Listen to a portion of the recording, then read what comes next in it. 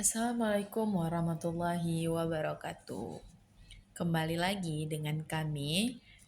Pada kali ini kami akan membahas soal tentang retrosintesis.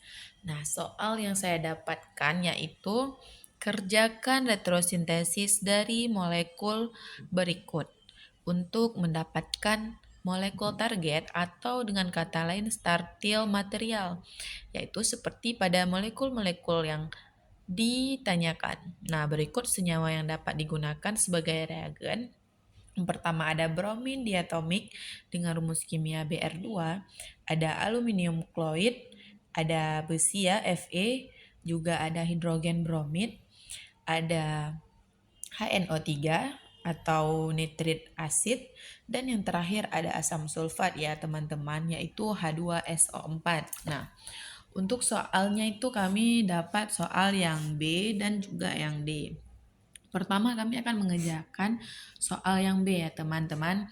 Nah, dari gambarnya pertama-tama adalah reaksi eliminasinya. Nah, yang pertama, senyawa awalnya adalah turunan benzena dengan memiliki gugus hidroksil OH- dan ia mempunyai rantai alkil bercabang. Selanjutnya, di situ terjadi eliminasi ionisasi, yaitu di mana ada gugus OH- dan juga alkil yang lepas. Nantinya mereka akan menghasilkan benzil kation dan alkohol sebagai produk sampingan. Nah, hal ini bisa terjadi di dalam kondisi asam ya, di mana ia dapat mendukung ionisasi gugus hidroksil. Nah, selanjutnya setelah reaksi eliminasi ada juga namanya reaksi pembentukan reagen, di mana reaksi pembentukan reagen organolitium. Sorry ya teman-teman. Di reaksi ini yang pertama benzena dengan posisi tertentu bereaksi dengan logam litium yaitu Li ya, di mana ia nantinya akan menggantikan gugus yang ada dengan senyawa organolitium tersebut. Selanjutnya, senyawa organolitium ini sangat reaktif ya.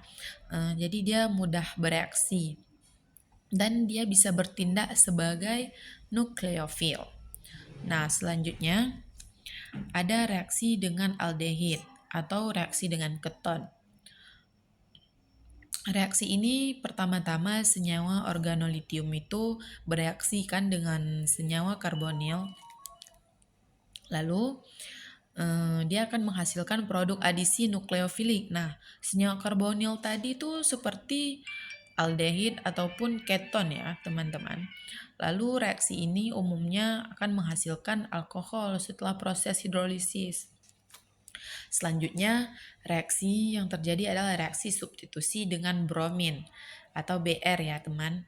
Nah, reaksi substitusi dengan bromin ini dia terjadi substitusi elektrofilik di mana gugus pada cincin benzena nantinya digantikan dengan Br atau bromin.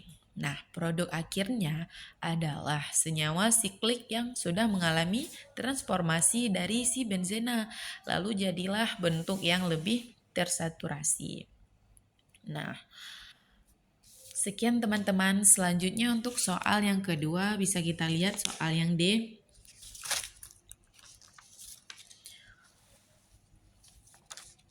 Untuk soal yang D, pertama-tama juga terjadi reaksi eliminasi, di mana senyawa awalnya memiliki cincin benzena dengan gugus NO2- dan rantai hidrokarbon yang bercabang, di mana dia mengandung gugus OH-. Nah, terjadi eliminasi ionisasi di mana gugus OH- ini dan juga bagian rantai alkilnya itu terlepas, lalu menghasilkanlah si kation benzil dan juga alkohol sebagai produk sampingan. Nah, selanjutnya langkah ini nih adalah termasuk langkah penting ya teman-teman dalam reaksi yang mana dia akan melibatkan stabilisasi si kation benzil.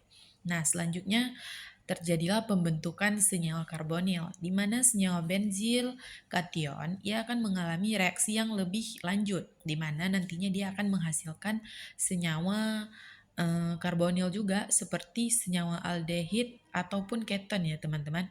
Nah, selanjutnya bisa saja terjadi melalui reaksi oksidasi, di mana kenaikan bilangan oksidasi ya, atau bisa juga pengaturan ulang struktur kimianya. Nah, selanjutnya dia bisa masuk ke dalam pemisahan produk ya, yang terakhir, di mana senyawa karbonil ini dapat mengalami pembelahan dan menghasilkan dua macam produk ya nantinya. Produk pertama yang dihasilkan adalah senyawa benzena yang sederhana. Selanjutnya, produk yang dibentuk yaitu senyawa karbonil yang kecil ya. Kemungkinan suatu aldehid atau bahkan keton yang seperti asetofenol dengan rumus kimia C6H5COCH3. Nah, sekian penjelasan dari kami. Terima kasih. Kami ucapkan wabillahi taufiq wal hidayah. Assalamualaikum warahmatullahi wabarakatuh.